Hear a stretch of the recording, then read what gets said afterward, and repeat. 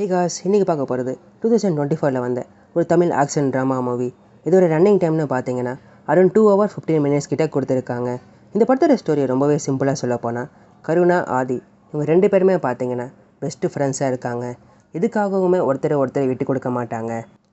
சொக்கன்னு சொல்லிட்டு இன்னொரு நபரை காமிக்கிறாங்க. இவர் கருணாவுக்கு ரொம்பவே விசுவாசமாக இருக்கார். அவர் போட்ட கூட என்றைக்குமே அவர் தாண்டினதே இல்லை. அவர் என்ன கேட்டாலுமே அடுத்த நிமிஷமே இவர் செஞ்சு முடிச்சிடுவார். கருணா பார்த்தீங்கன்னா நம்ம எப்படியாவது ஒரு பெரிய ஆள் ஆகணும்னு சொல்லிட்டு நிறைய கனவோடு இருப்பார். ஒவ்வொரு தடவையும் இந்த கோவில் நிர்வாகத்தோட சாவியை கருணா கிட்ட தான் இருக்கும்.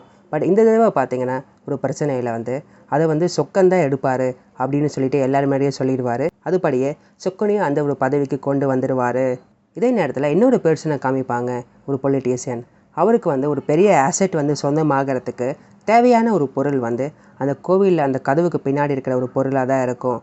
அந்த ஒரு பொருளை அவருக்கு கிடச்சிருச்சுன்னா அவர் நினச்சிட முடிச்சிடுவார். கருணா கிட்டே நான் உனக்கு தேவையான பணம் தரேன், அதுக்கு பதிலாக எனக்கு அந்த பொருளை கொடுத்துருன்னு கேட்பார். கருணாவும் பணத்துக்காக இதை பண்ணலான்னு சொல்லிட்டு முடிவு எடுப்பார். ஆனால் ஆதி அதுக்கு அகெயின்ஸ்டாக இருப்பார். பட் ஒரு டைமுக்கு அப்புறமா நம்ம ஃப்ரெண்டுக்கு இதான் வேணும்னா பரவாயில்லன்னு சொல்லிட்டு அவரு ஓகே, உனக்கு நான் தடையாக இருக்க மாட்டேன்னு சொல்லிடுவார். உனக்கு நான் தடையாக இருக்க மாட்டேன்னு சொல்லிட்டும் கூட அவருக்கு அகெயின்ஸ்டாக இருப்பார். எதுக்காக நான் வழியில் வர மாட்டேன்னு சொல்லிட்டு திரும்பி அவர் போகணும்? அதுக்கு என்ன காரணமாக இருக்கும்? இதுக்கப்புறமா கருணா என்ன பண்ணுறாரு, இல்லை சொக்கனோட ஸ்டாண்டு என்னவா இருக்குது, இவர் யாரு பக்கம் நிற்கிறாரு, இதுக்கப்புறமா என்ன ஆச்சு? இதான் இந்த படத்துடைய பாக்கி story. Okay guys, thanks for வாட்சிங்.